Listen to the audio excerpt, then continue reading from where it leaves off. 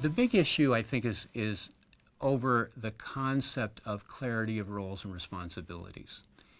Does the board know what their side of the equation is versus the chief executive, and that's been talked about in many different ways, throughout. Boards need to be doing meaningful work and not be caught up in the mundane.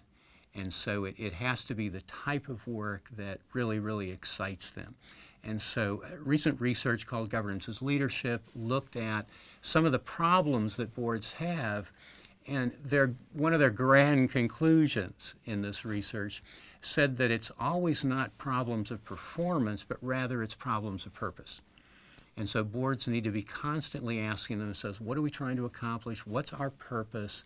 What's the value added that we're bringing to this organization, and how is that different and unique? If you can solve the purpose question, I think people are going to show up at meetings. I think they're going to do what they say they're going to do. I think all of this other stuff is going to fall in line, but a lot of it comes down to what's the purpose. I served on a board that included a number of people who were first-time ever board members. The majority of people had never served on a board before. And so there was a real challenge in terms of those folks understanding the difference between management and governance.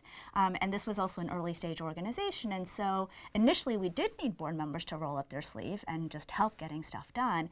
And then as the organization matured, those same board members needed to adjust to being hands-off and overseeing and setting strategy and priorities, not doing the job of the executive director or his or her staff. And so that adjustment over time was really, really challenging. I think some of the big challenges that board members will face are, number one, just kind of taking the time to get up to speed. It's not unusual for it to take a year before you fully understand the mission of the organization.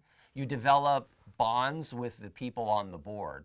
So I think have a long-term vision about the potential you'd like this organization to achieve, and really look not only to help intellectually drive that, but to be a contributing part of the culture of the organization. Finances can become all-consuming, and they're obviously crucially important, but they also can suck all the air out of the room and close the door on other things which can drive the organisation forward. So there's got to be a mix of dealing with the present and actually planning for the future.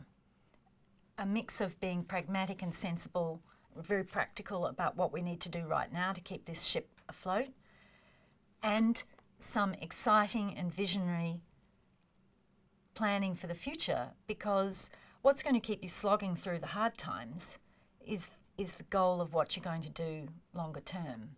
I think the toughest thing as a board member is when the organization is drifting from what you want, what you thought it should do, and you're not sure if it's because people don't care or somebody's intentionally taking it somewhere else, or just ineffective management of the board or by the board.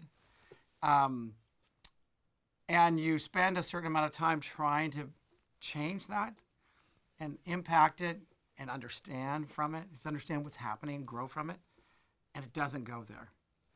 And you struggle with what's your fiduciary obligation to the group, to that organization, and to the beneficiaries of it. Not the board members, not the staff, but the beneficiaries. You struggle with what is my fiduciary obligation to them, and those children. And if I'm frustrated with this, can I just leave? Is it my duty to change things, even if I may be a minority? What is my duty? That's the toughest thing I think you run into as a director of a board.